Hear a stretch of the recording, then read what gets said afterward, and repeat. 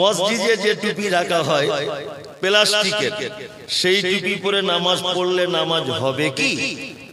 আচ্ছা, আসলে টুপি পরাটাই যে কি এটা আগে বুঝতে হবে। টুপি পরা তো সুন্নত নয়, এটা একটা ইসলামিক সাজ বলা যেতে পারে।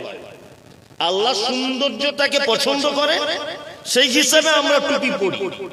টুপি পরা যে সুন্নত এটা কি বলছি বুঝতে পারছেন? তবে আমি আপনাকে খালি মাথাতে নামাজ পড়তে বলি, আপনি টুপি পরবেন। আর সব থেকে বড় কথা হচ্ছে এই যে মসজিদে 2025 সালে এখনো টুপি কিনে রাখা এটা চলে।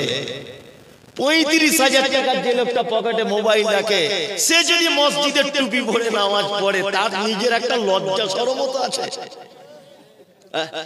35,000 টাকার মোবাইল তার পকেটে, আর 5 টাকার একটা কাপড়ের টুপি তুমি কিনতে পারো না?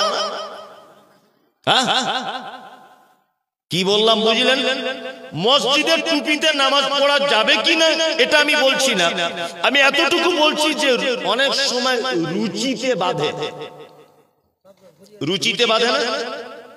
একজন সরিষার তেল পছন্দ করে, সরিষার তেল মাথায় দিয়ে টুপিটা পড়েছে, তেল চিটে ভাব হয়ে গেছে, আবার আপনি যদি ওটা পরেন কেমন লাগে? মসজিদে গিয়ে টুপি পকেটে নেই, টুপি মাথায় দিতে হবে না, এমনিতে সালাত আদায় করুন, কোনো সমস্যা নেই। কি বললাম বুঝলেন? তবে আমি কিন্তু বলিনি টুপি ছাড়া সালাত আদায় করুন, এটা বলিনি। আমি বলছি এমার্জেন্সি হয়েছে, টুপি নিয়ে যেতে ভুলে গেছেন, সেই সময় আপনি খালি মাথায় সালাত আদায় করুন, কোনো সমস্যা নাই। মসজিদ থেকে টুপি তুলে দেন, আজকে রাতের বেলাতে যেগুলো আছে নয় আগুনে পুড়িয়ে দেন, আর না হলে কোথাও ফেলে দেন ছুঁড়ে। কারণ হচ্ছে এই মসজিদে টুপি রেখেছেন বলে ও নামাজি আজ পর্যন্ত টুপি কেনেনি। কি বলছি বুঝতে পারছেন?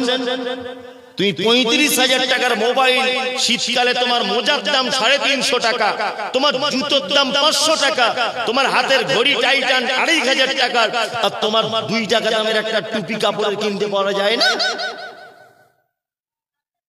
ওই জন্য বলছি টুপি মসজিদ থেকে যা আছে আজকের গুটিয়ে কোন জায়গায় ফেলে দেন। ফেলে দেন বলতে একটা অন্য জায়গাতে রেখে দেন আপনি।